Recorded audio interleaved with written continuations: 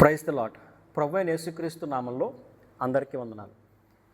ఈరోజు నేను ఆ యొక్క వాక్యాంశంలోకి వెళ్ళే ముందుగా ప్రార్థన చేసుకుందామండి. ప్రేమ కలిగిన మా తండ్రి, దయ కలిగిన మా ప్రభువ, మీ ఆత్మ ద్వారా, మీ వాక్యం ద్వారా మీరే మాతో మాట్లాడవలసిందిగా, మమ్మలను ముందుకు నడిపించవలసిందిగా నజరేయుడైన యేసుక్రీస్తు వారి అతి పరిశుద్ధ నామంలో మిమ్మల్ని ప్రార్థించి బ్రతిమాలి వేడుకొనుచున్నాము మా ప్రియ పరలోకపు తండ్రి. ఆమేన్. ఏమండి, ఈరోజు నేను నా యొక్క వాక్యాంశముగా ప్రణాళిక అనేటువంటి అంశాన్ని నేను తీసుకుంటున్నాను. ఏంటండి? ప్రణాళిక. ప్రణాళిక అనేటువంటి పదాన్ని ఇంగ్లీష్లో ప్లాన్ అంటారు, టు ప్లాన్. సో ఓకే, ఉదాహరణకి అప్పుడే ఎడ్యుకేషన్ కంప్లీట్ చేసుకున్న ఒక విద్యార్థికి ఎలాంటి క్వశ్చన్స్ వస్తాయండి? బాబు, నువ్వు నెక్స్ట్ ఏం ప్లాన్ చేసుకుంటున్నావు? అంటే ఎయిదర్ నువ్వు ఉద్యోగం చేద్దాం అనుకుంటున్నావా, లేదా ఇంకా హయ్యర్ స్టడీస్కి వెళ్దాం అనుకుంటున్నావా అని అడుగుతూ ఉంటారు. అంటే నీ ప్లాన్ ఏంటి అని. లేదా ఒక స్పోర్ట్ మనం తీసుకుంటే, either it may be a cricket or football or whatever, a sport అయినా ప్లేయర్స్ అందరూ కలిసి ఒక చోట చేరి వాళ్ళు ఏం చేస్తారండి? They plan. వారు ప్లాన్ చేసుకుంటారు గేమ్ ఎలా ఆడాలి అని చెప్పి. లేదా గేమ్ ఆడకముందే తమ కోచ్ దగ్గరికి వెళ్ళి ఈరోజు మనం ఎలా ఆడాలి, మన గేమ్ ప్లాన్ ఏంటి అని తమ కోచ్తో వారు డిస్కస్ చేస్తారు. ఈ రకంగా ఒక మనిషి జీవితంలో ఈ ప్రణాళిక, ప్లాన్ అనేది చాలా అవసరం అండి. అది చాలా ప్రాముఖ్యమైన పాత్ర ఉంటుంది ఈ ప్రణాళిక అనే దానికి. మరి ఒక మనిషి జీవితంలో లేదా మన జీవితంలోనే అసలు ఈ ప్రణాళికలు అనేవి ఎన్ని విధాలుగా ఉంటాయి అని మనం ఆలోచిస్తే, mainly there are 4 types of plans in our life. మొదటిది మన కొరకు మనం వేసుకునేటువంటి ప్రణాళికలు, అంటే the plans we have for our selves. ఇది మొదటిదండి. రెండవదిగా మనల్ని ప్రేమించేవారు మన పట్ల కలిగి ఉన్నటువంటి ప్రణాళిక, అంటే plans our loved ones have on us. అంటే మనల్ని ప్రేమించేవారు, మనల్ని అభిమానించేవారు, మనం బాగుండాలని కోరుకునేవారు, వారు మన పట్ల కలిగినటువంటి ప్రణాళికలు. ఇది రెండవదండి. మూడవదిగా మనం చూస్తే మన శత్రువులకు మన పట్ల ఉన్నటువంటి ప్రణాళికలు, plans which our enemies have against us. నాలుగవదిగా మనం చూస్తే మన సృష్టికర్త, మన ప్రభు అయినటువంటి మన దేవునికి మన పట్ల ఉన్నటువంటి ప్రణాళిక, అంటే plans which God has on us. ఈరోజు ఈ 4 ప్రాముఖ్యమైన అంశాల గురించి చెప్పాలని నేను ఇష్టపడుతున్నానండి. 1 by 1 మనం మాట్లాడదాం. మొదటిగా మనం చూస్తే మనం మన కొరకు వేసుకునేటువంటి ప్రణాళికలు, the plans we have for our self. ముందుగా ఒక చిన్న ఉదాహరణ నేను చెప్తున్నానండి. ఏ వ్యక్తి అయినా సరే తన గురించి ఎలా ప్లాన్ చేసుకుంటాడు? ఉదాహరణకి, నేను పలానా ప్రొఫెషన్లోకి వెళ్ళాలనుకుంటున్నాను లేదా వెళ్తాను అని, లేదా పలానా ఆర్గనైజేషన్లో నేను వర్క్ చేయాలి అని అనుకుంటున్నాను, లేదా ఒక పలానా కంపెనీలో జాబ్ సంపాదించాలని నేను ప్లాన్ చేసుకుంటాను. ఏమండి? లేదా పలానా బిజినెస్ నేను రాబోయే నెలలో లేదా రాబోయే సంవత్సరంలో పలానా బిజినెస్ నేను ప్లాన్ చేసుకుందాం అనుకుంటున్నాను, లేదా పలానా అమ్మాయి లేదా పలానా అబ్బాయిని నేను వివాహం చేసుకోవాలని ప్లాన్ చేసుకుంటున్నాను అని చెప్పి, ఇలా ఒక వ్యక్తికి ఎన్నో పర్సనల్ ప్లాన్స్ ఉంటాయి కదండి. ఇండివిజువల్గా వారికి ఇవి మంచివి అని అనుకుని వారు కొన్ని ప్లాన్స్ని, కొన్ని ప్రణాళికల్ని వారు కలిగి ఉంటారు. ప్లానింగ్ అనేది మంచిదే. ఇన్ఫ్యాక్ట్ ప్రతి ఒక్కరూ కరెక్ట్గా ప్లాన్ చేసుకోవాలి కూడా. కానీ ఇక్కడ మనం ప్రధానంగా మనం ఆలోచించాల్సిన విషయం ఏంటంటే, మనం మన పట్ల కలిగి ఉన్నటువంటి ప్రణాళికల్లో, ఇన్ అవర్ ప్లాన్స్, మనం దేవునికి ఎంత మాత్రం మనం విలువిస్తున్నాము. అంటే మనం వేసుకుంటున్నటువంటి ఆ ప్రణాళికలో దేవుని చిత్తానుసారంగా ఉన్నాయా లేవా అని మనం ఆలోచిస్తున్నామా లేదా. నిజంగా ఒక ఆలోచన మనకి ఉన్నప్పుడు, లేదా ఒక ప్లాన్ మనం ఇది నాకు మంచిదని అనుకున్నప్పుడు, మొదట మనం చేయవలసింది ఆ ప్లాన్ని దేవుని పాదాల దగ్గర పెట్టడం. అంటే ప్రభువా, ఈ ఆలోచన నీ చిత్తమైతే, లేదా ఈ ప్రణాళిక నీ చిత్తమేనా అని మనం ప్రభువుని ప్రార్థన చేసి ఆయన దగ్గర నుంచి సమాధానం కొరకు మనం ఎదురు చూడాలండి. ఈరోజు నేను ప్రతి ఒక్కరిని అడుగుతున్నాను, ప్రభువా ఇది నీ చిత్తమేనా అని ప్రార్థన చేసే అలవాటు మనలో ఎంతమందికి ఉందండి? ఎంతమంది ఈ రకంగా మనం తీసుకునేటువంటి నిర్ణయాల్లో మనం దేవుణ్ణి ప్రార్థన చేస్తున్నాం? ఉదాహరణకి మనం బైబిల్లో ఒక వాక్యం మనం చదువుకున్నట్లయితే సామెతల గ్రంథము 19వ అధ్యాయము 21వ వాక్యం మనం చదువుకున్నట్లయితే, నరుని హృదయములో ఆలోచనలు అనేకములుగా పుట్టును, యెహోవా యొక్క తీర్మానమే స్థిరము. Many are the plans in a person's heart, but it is the Lord's purpose that prevails. మన జీవితంలో మనకి అనేక ఆలోచనలు ఉండొచ్చండి. నేను అలా వెళ్ళాలి, లేదా నేను అలా అయిపోవాలి, నేను ఫలానా మంచి ఈ ప్రొఫెషన్ నాకు మంచిది, నేను ఇందులోకి వెళ్ళిపోవాలి, నేను ఫలానా కంట్రీలో నేను సెటిల్ అయిపోవాలి, నేను ఫలానా ప్రొఫెషన్లోకి నేను వెళ్ళిపోవాలి అని ఇలా మన జీవితం పట్ల మనకి ఎన్నో ప్రణాళికలు ఉంటాయి. కానీ మనం గుర్తుపెట్టుకోవాల్సింది ఏంటంటే, మన పట్ల దేవుని తీర్మానం ఏంటి, మన పట్ల దేవుని చిత్తం ఏంటి అని తెలుసుకోవడం చాలా ముఖ్యమండి. ఎందుకంటే మనం ఎన్ని ఆలోచనలు చేసినప్పటికీ మన పట్ల దేవుడు ఏ రకమైన తీర్మానం కలిగి ఉన్నాడో అదే నెరవేరుతుంది కాబట్టి. హల్లెలూయా. ముందుగా ఈ విషయం మనం అర్థం చేసుకోవాలి. మరొక వాక్యం మనం చదువుకున్నట్లయితే యాకోబు పత్రిక 4వ అధ్యాయము 13, 14, 15 వాక్యాలు మనం చదువుకున్నట్లయితే,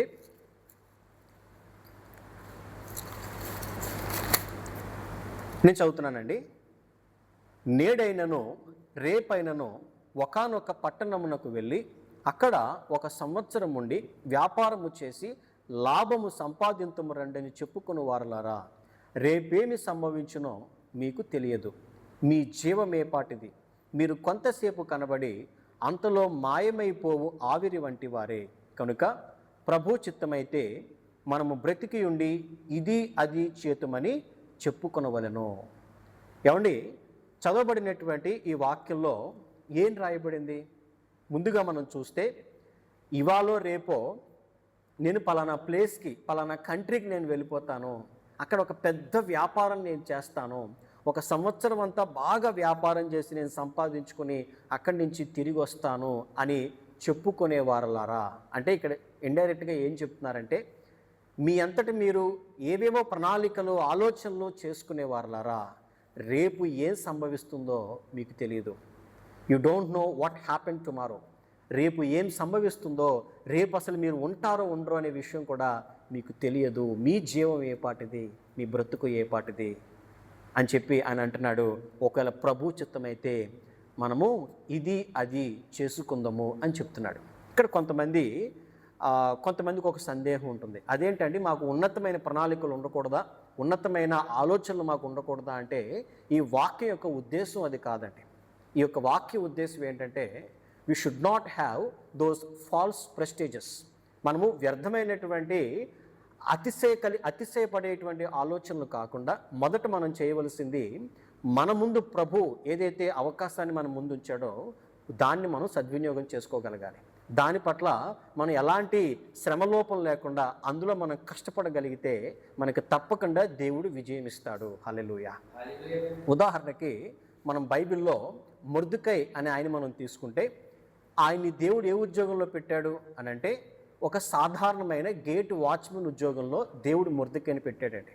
అది ఉన్నతమైన ఉద్యోగం ఏమీ కాదు, just he's a gate watchman. కానీ మొర్దెకై ఇదేముందలే, ఇదే పెద్ద ఉద్యోగమా, ఇందులో నేను సీరియస్గా చేయాలా, ఇది చేస్తే ఎంత చేయకపోతే ఎంత అని అనుకోలేదు. తాను ఎక్కడైతే ఉన్నాడో, ఏ ఉద్యోగంలో అయితే ఉన్నాడో ఆ ఉద్యోగంలో ఎంతో నమ్మకంగా పనిచేశాడండి. ఈవెన్ అతడు ఎంత నమ్మకంగా పనిచేశాడంటే, రాజు ప్రాణాలను కూడా అతడు కాపాడేంత నమ్మకంగా కష్టపడుతూ ఆ గేట్ వాచ్మెన్ ఉద్యోగంలో నమ్మకంగా పనిచేశాడు. అలా పనిచేశాడేమో, ఒకానొక రోజు వచ్చేటప్పటికి దేవుని యొద్ద నుండి గొప్ప బహుమానాన్ని పొందుకున్నాడు. అతన్ని ఎంతగానో సత్కరించారు, గుర్రం మీద ఎక్కించి రాజ్యం అంతా తిప్పారు. ఆ తర్వాత అదే వ్యక్తిని ఆ రాజ్యంలో ప్రధానమంత్రిని చేశాడండి. దీనికి కారణం ఏంటి? అతడు అతిశయోక్తితో లేదా ఫాల్స్ ప్రెస్టేజ్ వైపు అతను వెళ్ళలేదు. దేవుడు అతన్ని ఎక్కడైతే ఉంచాడో అక్కడే నమ్మకంగా పనిచేశాడండి. ఈరోజు అలాంటి లక్షణం, అలాంటి అలవాటు మనం అలవర్చుకోగలిగితే మన జీవితం కూడా ఎంతో ఉన్నతంగా ఉంటుంది, మనము కూడా ఎంతో దీవెనకరంగా మనం జీవించగలుగుతాం. ఇంకా మనం ముందుకెళ్తే ఇప్పుడు మనం రెండవ మాటను తీసుకుందామండి. అదే మనల్ని ప్రేమించేవారు మన పట్ల కలిగి ఉన్నటువంటి ప్రణాళిక. అంటే అంటే ఎవరండి?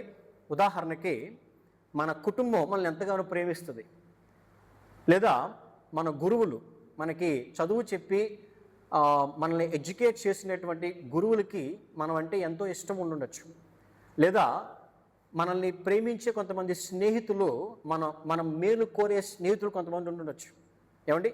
లేదా కొంతమంది మన జీవిత భాగస్వామి అయి ఉండొచ్చు, లేదా చైల్డ్హుడ్ ఫ్రెండ్ అయి ఉండొచ్చు. ఇలా కొంతమంది మన మేలు కోరేవారు మన జీవితంలో ఉంటారు. వారికి కూడా మన పట్ల ఒక ప్రణాళిక అనేది ఉంటుంది. అది ఖచ్చితంగా మంచిదే, చెడైతే కాదండి. ఎందుకంటే మనల్ని ప్రేమిస్తున్నారు కాబట్టి అది మంచి ప్రణాళికే వారు మన పట్ల కలిగి ఉంటారు. ఈవెన్ బైబిల్ గ్రంథం ఏం చెప్తుందంటే, సామెతల గ్రంథం 11వ అధ్యాయం 14వ వచనం మనం చదువుకున్నట్లయితే, సామెతల గ్రంథము 11వ అధ్యాయము 14వ వాక్యం మనం చదువుకుందామండి. అక్కడ ఏమని, ఆ రెండో భాగంలో ఏమని రాస్తుందంటే, ఆలోచనకర్తలు అనేకులుండుట రక్షణకరమో. మన చుట్టూ మనల్ని ప్రేమించి ఉండడం మనకెంతో రక్షణకరం అండి. ఎందుకంటే వారు మనల్ని మంచి ఆలోచనలు చెప్తారు, మనల్ని మంచిగా గైడ్ చేయాలని, మనం ఉన్నతంగా ఉండాలని వారు కోరుకుంటారు. కానీ ఇక్కడే మనం లోతుగా ఆలోచించాల్సిన విషయం ఏంటంటే, వారు మన పట్ల మంచి ఆలోచనలు కలిగి ఉన్నారు కదా అని చెప్పి బై గ్రాంటెడ్ మనం ఆ ఆలోచనల ద్వారా మనం వెళ్ళకూడదు. అదేంటండి, నన్ను ఎంతో ప్రేమించి నా తల్లిదండ్రులు నాకు ఒక ఆలోచన చెప్తే దాన్ని చెయ్యొద్దని చెప్తారేంటి అని మీరు అనుకోవచ్చు. మీకు ఉదాహరణ చెప్తానండి బైబిల్లో. అదేంటంటే, దావీదు రాజు కాకముందు, అంటే అతనికంటే ముందు రాజుగా ఉన్నటువంటి సౌలు దావీదు పట్ల అసూయతో అతన్ని చంపాలని తిరుగుతున్నాడు. పాపం దావీదు ఎలాంటి తప్పు చేయకపోయినా సౌలు నుండి తప్పించుకుని తిరుగుతున్నాడండి. ఒకానొక సందర్భంలో దావీదుని చంపాలని చెప్పి సౌలు ఒక గుహలోకి వెళ్ళాడు, అక్కడే విశ్రాంతి తీసుకుంటున్నాడు. అదే గుహలో దావీదు కూడా ఉన్నాడండి. ఇక్కడ సందర్భం ఏంటంటే, దావీదు చుట్టూ తన యొక్క శ్రేయోభిలాషులు ఉన్నారు. అంటే అతని అనుచరులు లేదా అతని స్నేహితులు అయి ఉండొచ్చు. ఇప్పుడు ఆ స్నేహితులు ఏం చెప్తున్నారు? దావీదు, చూసావా, నీ దేవుడు నీకు మేలు చేశాడు, నిన్ను ద్వేషిస్తూ నిన్ను చంపాలని ప్రయత్నం చేస్తున్న సౌలును ఇదే గుహలో పెట్టాడు. చూసావా, నీ కళ్ళ ముందే సౌలు ఉన్నాడు, ఒక్క వేటుతో అతన్ని చంపే, నీ కత్తి తీసుకుని ఒకే ఒక్క దెబ్బతో సౌలుని నువ్వు అంతం చేసేయి, అప్పుడు నీ జీవితంలో ఎలాంటి ఇబ్బంది ఉండదని చెప్పి ఒక ఆలోచన చెప్పారండి. ఏమండి, మనము మానవ పద్ధతి మనం ఆలోచన చేస్తే వారు చెప్పినటువంటి మాట మంచిదే అని మనకు అనిపిస్తుంది. ఎందుకంటే అప్పటికే సౌలు దావీదుని చంపాలని ఎంతగానో ప్రయత్నం చేస్తున్నాడు. ఎన్నోసార్లు దావీదుపై దాడి కూడా చేశాడు. నిజంగా మానవీయంగా మనం ఆలోచన చేస్తే ఎస్, తన శ్రేయోభిలాషులు తనకు చెప్పిన ఆలోచన మంచిదే. నిజంగా ఆ రోజు సౌలుని చంపేస్తే దావీదుకి ఎలాంటి ఇబ్బంది ఉండదు. కానీ తన శ్రేయోభిలాషులు చెబుతున్న మాటను కూడా దావీదు పక్కన పెట్టాడు. ఎందుకంటే అతడు అన్నాడు, లేదు, రాజైన సౌలు దేవునిచే అభిషేకింపబడినటువంటి ఒక వ్యక్తి, దేవునిచే అభిషేకింపబడిన వ్యక్తిని చంపి ఆ పాపాన్ని నేను మూట కట్టుకోలేను. నో, నేను సౌలును ముట్టను, మీరు కూడా సౌలుకి ఎలాంటి అపాయం చేయకూడదు అని చెప్పి ఆనాడు దావీదు ఒక నిర్ణయం తీసుకుంటాడు. నిజంగా ఆనాడు అతడు తీసుకున్నటువంటి ఆ నిర్ణయమే దావీదును మరింత ఉన్నత స్థితిలోకి తీసుకెళ్ళిందండి. ఇక్కడ మనం జాగ్రత్తగా గమనించాల్సింది ఏంటంటే, ఈవెన్ తన శ్రేయోభిలాషులు తనను ప్రేమించేవారు తనకి ఇచ్చిన ఆలోచనలు కూడా ఒక్కోసారి దేవుని చిత్తానుసారంగా ఉండకపోవచ్చు అనేటువంటి విషయం మనం అర్థం చేసుకోవాలి. మీకు ఒక చిన్న ఉదాహరణ నేను చెప్తానండి, జస్ట్ జనరల్గా చెప్తున్నాను. అదేంటంటే, ఉదాహరణకి మీరంటే బాగా ఇష్టం ఉన్నటువంటి మీ అంకుల్ లేదా మీ ఆంటీ ఎక్కడి నుంచో మిమ్మల్ని చూడడానికి వచ్చారు. వస్తూ మీకోసం జత బట్టలు తీసుకొచ్చారు. అంటే ఒక షర్టు, ఒక ప్యాంటు, ఏమండి, లేదా మహిళలు అయితే ఒక శారీ మొత్తం ఎత్తి తీసుకొచ్చారు. ఉదాహరణకి ఒక షర్టు ప్యాంటు తీసుకొచ్చారు అనుకుందామండి. ఎవరు? మనల్ని బాగా ప్రేమించే ఒక ఆంటీ లేదా ఒక అంకుల్. ఆ బట్టలు చాలా costly, at the same time చాలా బ్యూటిఫుల్గా ఉన్నాయండి. చూడడానికి చాలా అందంగా ఉన్నాయి, మంచి ఫ్యాబ్రిక్, చాలా క్వాలిటీగా కూడా ఉన్నాయి. కానీ సమస్య ఏంటంటే, మీకు ఫిట్ అయ్యే సైజు ఎక్సెల్ సైజు అనుకోండి, కానీ వారు తీసుకొచ్చిన సైజు స్మాల్ సైజు. ఇప్పుడు నాకు చెప్పండి, తీసుకొచ్చింది మిమ్మల్ని బాగా ప్రేమించే మీ అంకుల్, మీ ఆంటీ అని, ఏమండి, ఆ బట్టలు ఎంతో అందంగా ఉన్నాయని, చాలా క్వాలిటీగా ఉన్నాయని ఆ బట్టలు మీరు వేసుకుంటారా? వేసుకోగలరా? ఏమండి? అవి మనం వేసుకోలేం. ఎందుకంటే they are not fit for us. అవి మంచివి అయి ఉండొచ్చు, అవి చాలా మంచి క్వాలిటీ అయి ఉండొచ్చు, కానీ అవి మనకి ఫిట్ అవ్వవు. అదేవిధంగా ఒక్కోసారి మనల్ని ప్రేమించే వ్యక్తులు మనకి ఇచ్చే సలహాల్లో కూడా మనకి ఫిట్ అవ్వని ఆలోచనలు కొన్ని ఉండొచ్చు. ఓకే, మన ఆ సలహాలు మనం తీసుకోవచ్చు, వాటన్నిటిని మనం వినొచ్చు, కానీ ఆ తర్వాత మనం ఏం చేయాలంటే ఆ ఆలోచనలను, ఆ యొక్క సూచనలను మనం ప్రభు పాదాల దగ్గర పెట్టాలి. ప్రభువా, ఇదిగో నాయన, ఈ ఆలోచన నాకు పలానా వ్యక్తి చెప్పారు, ఇది నాకు మంచిది అనిపించింది, ఇది నీ చిత్తమేనా అని మనం ప్రభువుని అడిగి తద్వారా మనం ఒక నిర్ణయం తీసుకోగలగాలండి. హల్లెలూయా. ఇది మనం గ్రహించాల్సిన రెండవ ప్రాముఖ్యమైన విషయం. మూడవదిగా మనం చూస్తే మూడో అంశం ఏంటండి? మన శత్రువులకు మన పట్ల కలిగి ఉన్న ప్రణాళిక. అంటే plans which our enemies have against us. ఏమండి? మనల్ని దేవుడు సృష్టించాడు, మనల్ని దేవుడు పుట్టించాడు, మనల్ని దేవుడు పోషిస్తున్నాడు అనే విషయం మనకి బైబిల్ గ్రంథం చెప్తుంది. నా శత్రువుల విషయం కూడా దేవుడే చూసుకుంటాడని కూడా బైబిల్ గ్రంథం చెప్తుంది. కానీ బై గ్రాంటెడ్గా, నిర్లక్ష్యంగా మన శత్రువుల పట్ల మనం ఎప్పుడూ ఉండకూడదండి. అంటే మనం ఎంతో జాగ్రత్తగా, మెలకువగా ఉండాలని ఇదే బైబిల్ గ్రంథం చెప్తుంది. ఉదాహరణకు ఒక వాక్యం మనం చదువుకున్నట్లయితే మొదటి పేతురు పత్రిక 5వ అధ్యాయము, మొదటి పేతురు పత్రిక 5వ అధ్యాయము 8 and 9 వర్సెస్ మనం చదువుకున్నట్లయితే, నిబ్బరమైన బుద్ధి గలవారై మెలకువగా ఉండుడి. మీ విరోధి అయిన అపవాది గర్జించు సింహం వలె ఎవరిని మృంగుదునా అని వెదుకుచు తిరుగుచున్నాడు. లోకమందు మీ సహోదరుల యందు ఈ విధమైన శ్రమలే నెరవేరుచున్నవని ఎరిగి విశ్వాసమందు స్థిరులై వానిని ఎదిరించుడి. ఏమండి? చదవబడినటువంటి ఈ వాక్య భాగంలో ఈ యొక్క పత్రిక రాసినటువంటి వ్యక్తి అపోస్తులుడైన పేతురు రాసినటువంటి ఈ పత్రికలో మరి పరిశుద్ధాత్మ దేవుడు ఏ రకంగా రాయిస్తున్నాడు? మీరు ఏమి పట్టించుకోకుండా నిర్లక్ష్యంగా మీ ఇష్టానుసారంగా మనం ఇక్కడ వాక్యంలో రాయబడిందండి? లేదు. నిబ్బరమైన బుద్ధి కలవారై మెలకువగా ఉండుడి. You have to be alert. మీరు ఎప్పుడు మెలకువగా ఉండాలి, మీరు ఎప్పుడు అలర్ట్గా ఉండాలి, మీరు ఎప్పుడు కూడా ప్రార్థనాపూర్వకంగా మరి చాలా జాగ్రత్తగా ఉండాలి అని ఇక్కడ వాక్యంలో రాయబడిందండి. ఉదాహరణకి మనం బైబిల్ గ్రంథంలో బలాజుడు అనేటువంటి సంసోను మనం తీసుకున్నట్లయితే, అతడు పుట్టుకతోనే నాజీరు చేయబడినటువంటి గొప్ప బలవంతుడండి. ఆయన ఎంత బలవంతుడంటే, ఒక పచ్చి గాడిద దవడ ఎముకతో 1000 మంది ఫిలిస్తీన్ను చంపగలిగే సామర్థ్యం కలిగినటువంటి గొప్ప బలవంతుడు ఈ బలాజుడైనటువంటి సంసోను. అలాంటి సంసోను నిబ్బరము కలిగినటువంటి బుద్ధి గలవాడే మెలకువగా ఉన్నాడా? లేడు. తన ఇష్టానుసారం జీవించాడండి. ఆ యొక్క వేశ్యల వెనకాల తిరిగాడు, స్త్రీల వెనకాల తిరిగాడు, ఎంత మాత్రం మెలకువ కలిగి ఉండలేదు. ఒకానొక బలహీన సందర్భంలో తన జన్మ రహస్యం గురించి ఎవ్వరికీ చెప్పుకోకూడని ఒక విషయాన్ని గురించి తాను ప్రేమించినటువంటి ఒక స్త్రీకి, దెలీలా అనే స్త్రీకి చెప్పేశాడు. అంటే దాని అర్థం ఏంటి? తనకి చుట్టూ శత్రువులు ఉన్నారు. ఫిలిస్తీన్లు ఎంతగానో సంసోన్ని చంపాలని, సంసోన్ని ఓడించాలని, నాశనం చేయాలని తిరుగుతున్నారు. అలాంటి ఒక సందర్భంలో మెలకువగా, అలర్ట్గా ఉండకుండా నిర్లక్ష్యంగా ఉన్నాడు బలాఢ్యుడైనటువంటి సంసోను. ఎప్పుడైతే తన యొక్క జన్మ రహస్యాన్ని గురించి, తన బలాన్ని గురించిన రహస్యాన్ని గురించి చెప్పేశాడో, నెక్స్ట్ మూమెంట్ ఆమె ఏం చేసిందండి? ఒళ్ళో పెట్టుకుని మొత్తం హెయిర్ అంతా కట్ చేసింది. ఎప్పుడైతే అతడు ఆ హెయిర్ అంతా కోల్పోయాడో, తన దేహంలో ఉన్నటువంటి బలాన్ని అంతటిని అతడు కోల్పోయాడు. ఆ తర్వాత ఫిలిస్తీన్లు వచ్చి అతన్ని భయంకరంగా గాయపరిచి, అతని కళ్ళు 2 పీకేసి చాలా చాలా దారుణంగా అతన్ని అవమానపరిచారు. అదంతా మనకి బైబిల్ గ్రంథంలో ఉంది. దీన్ని బట్టి మనం ఏమర్థం చేసుకోవాలి? మన శత్రువుల విషయమై మనం ఎప్పుడూ మెలకువ కలిగి దేవుణ్ణి మనం ప్రార్థిస్తూ ఉండాలి. దేవుని నడిపింపు ద్వారా మనము నడుస్తూ ఉండాలండి. అది చాలా చాలా ముఖ్యమండి. ఇది 3వ ప్రాముఖ్యమైన మాట. మరి చివరిగా 4వ మాట మనం తీసుకున్నట్లయితే, మన విషయమై మన దేవునికి కలిగినటువంటి ప్రణాళికలు, plans which God has on us. ఒక వాక్యం మనం చదువుకున్నట్లయితే ఇర్మియా గ్రంథము 29వ అధ్యాయము 11వ వాక్యం మనం చదువుకున్నట్లయితే ఇర్మియా గ్రంథము 29వ అధ్యాయము 11వ వచనం అండి.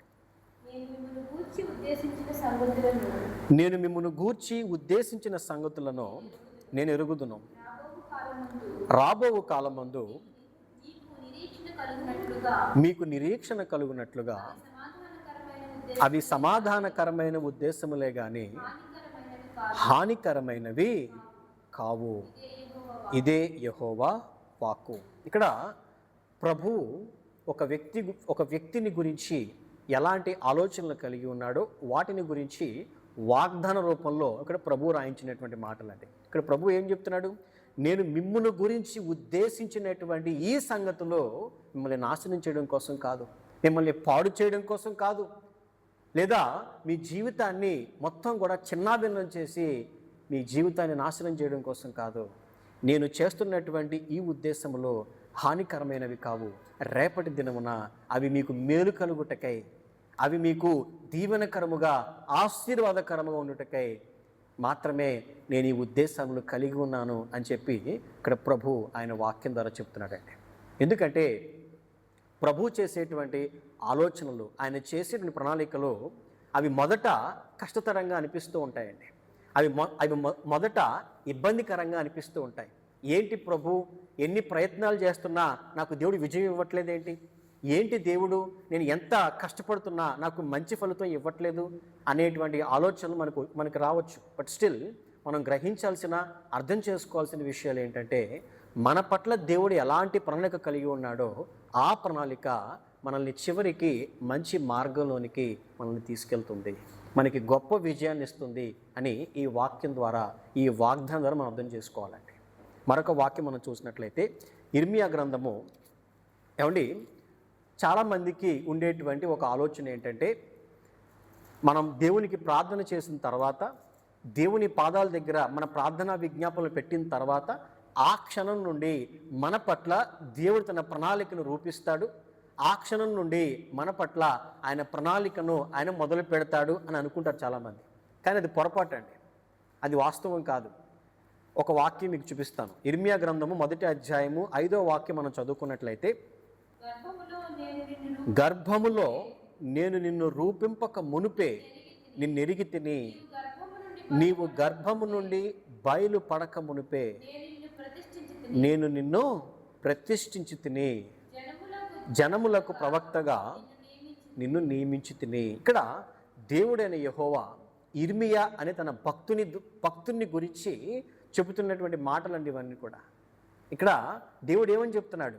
ఓ ఇర్మియా, నీవు ఈరోజు ఈ క్షణము నువ్వు ప్రార్థన చేసినప్పుడు నేను చేసిన ప్రణాళిక ఇది కాదు. నేను ఇప్పుడు ఈ క్షణమందు నీ పట్ల చేసిన ఆలోచన కాదయ్యా ఇది. నువ్వు పుట్టక ముందే, నీవు నీ తల్లి గర్భంలో ఇంకా రూపింపబడక మునుపే నేను నిన్ను ప్రతిష్ఠించాను, నేను నిన్ను ప్రత్యేకించాను, నీ పట్ల ఒక ప్రత్యేకమైన ప్రణాళిక నేను కలిగి ఉన్నాను అని ఇక్కడ వాక్యం ద్వారా దేవుడు చెప్తున్నాడండి. ఏమండి, ఈ యొక్క వాక్యము లేదా ఈ యొక్క ప్రణాళిక అనేది కేవలం ఇర్మియాకు మాత్రమే కాదండి, ఇర్మియా జీవితంలో మాత్రమే కాదు. ఆయన్ని నమ్మి ఆయన యందు విశ్వాసం ఉంచు ప్రతి మనిషి ఎడల ప్రభువు చేస్తున్నటువంటి గొప్ప కార్యం ఇది. మనం పుట్టక ముందే, ఇంకా తల్లి గర్భంలో మనం రూపించబడక మునిపే మన పట్ల దేవుడు ఒక గొప్ప ప్రణాళిక కలిగి ఉన్నాడు. దాన్ని దేవుడు తగిన సమయంలో, ఆ సమయం వచ్చినప్పుడు దాన్ని దేవుడు జరిగిస్తాడు. అది మనకెంతో ఆశీర్వాదకరంగా ఉంటుంది అని ఈ వాక్యం ద్వారా మనం అర్థం చేసుకోవాలి. ఈరోజు ఈ మాటలు ఎందరైతే వింటున్నారో, మనము మన జీవితాల్లో మనం చేసుకునేటువంటి ప్రణాళికలు, మనం చేసుకునేటువంటి ఆలోచనలు అనేవి మనం గుర్తుపెట్టుకోవాలి, అది ప్రభు చిత్తమైనవా కావా అనేది. ఎందుకంటే మనం ప్రభు చిత్తానుసారంగా మనం నడవకుండా మనకి నచ్చినట్టుగా మనం జీవించేవారమైతే మనం ఇబ్బందుల్లోకి వెళ్తాం, మనం శ్రమల పాలవుతాం. అప్పుడు మనం చేయాలనుకున్నటువంటి పనిని మనం పూర్తిగా చేయలేమండి. మీకు ఒక వాక్యం నేను చూపిస్తాను. రోమాపత్రిక 8వ అధ్యాయము 28వ వాక్యం మనం చదువుకున్నట్లయితే, రోమాపత్రిక 8వ అధ్యాయము 28వ వాక్యం అండి.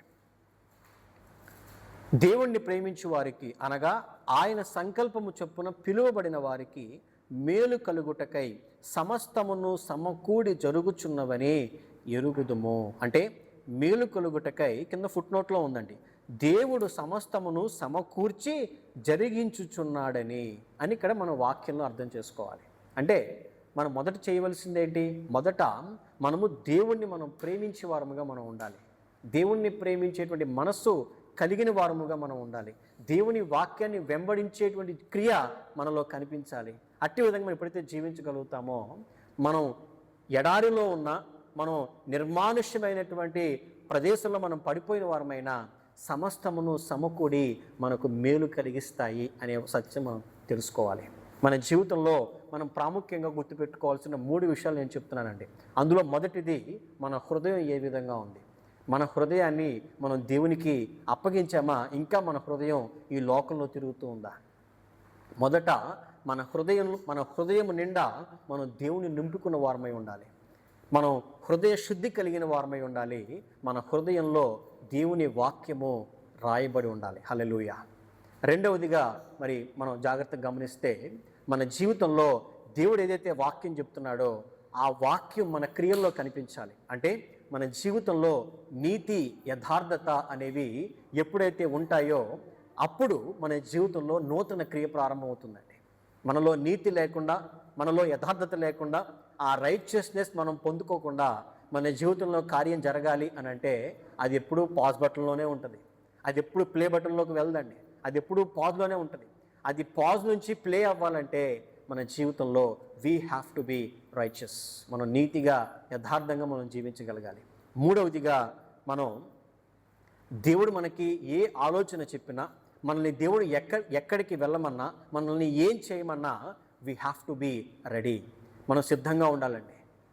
ఆనాడు దేవుడు మోషేతో చెప్పాడు, మోషే, నీవు నా ప్రజలను ఐగుప్తు బానిసత్వం నుండి నువ్వు విడిపించాలి అని చెప్పినప్పుడు ఫస్ట్ మోషే, అలా కాదు ప్రభువా, నేను ఎంతటి వాడిని, నా శక్తి ఎంత, నా బలం ఎంత, నేను నోటి మాంద్యం కలిగిన వాడిని, ఏయో చెప్పాడు.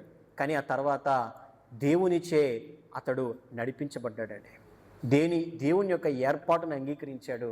దేవుడు చెప్పినట్టుగా అతడు సిద్ధపడి తన ప్రజల దగ్గరికి వెళ్ళాడు. అక్కడి నుంచి ఒక నూతన క్రియ మోషే జీవితంలో ప్రారంభమైంది. హల్లెలూయా. ఈ ప్రపంచానికే దేవుని 10 ఆజ్ఞలను ఇవ్వగలిగాడు మోషే. ఎప్పుడంటే ఎప్పుడు దేవుని మాటకు సిద్ధపడ్డాడో, ఎప్పుడు దేవుని యొక్క క్రియకు లేదా దేవుని చిత్తానికి లోబడ్డాడో అప్పుడే ఆయన జీవితంలో నూతన క్రియ జరిగింది. ఈరోజు మన హృదయం ఏ విధంగా ఉంది, మన క్రియలు, మన జీవితం ఏ విధంగా ఉంది? మనము నిజంగా దేవుని మాటకు ఎస్ చెప్పే వారంగా ఉన్నామా? దేవుడు మనకి ఏదైనా ఒక పని అప్పగించినప్పుడు, మనల్ని దేవుడు నడిపిస్తున్నప్పుడు ఆ నడిపింపు ద్వారా మనం సిద్ధంగా మనం ముందుకెళ్ళగలుగుతున్నామా? మనం నిజంగా ఈ రకంగా మనం జీవించే వారమైతే మన జీవితంలో ఒక నూతన క్రియ ఈ క్షణమందే ప్రభువు జరిగించడానికి ఆయన సమర్థుడు, ఆయన శక్తిమంతుడు అని వాక్యం చెప్తుంది. హల్లెలూయా. ఈరోజు ఎంతమంది అయితే ఈ వాక్యం వింటున్నారో ప్రతి ఒక్కరితోనూ దేవుడు మాట్లాడుతున్నాడు.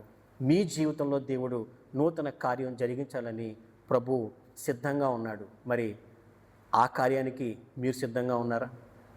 దేవుని చిత్తానికి మనం లోబడదాం. దేవుని వాక్యం ప్రకారం మనం జీవిద్దాం. దేవుడు తన పరిశుద్ధ వాక్కును దీవించి ఆశీర్వదించునుగాక.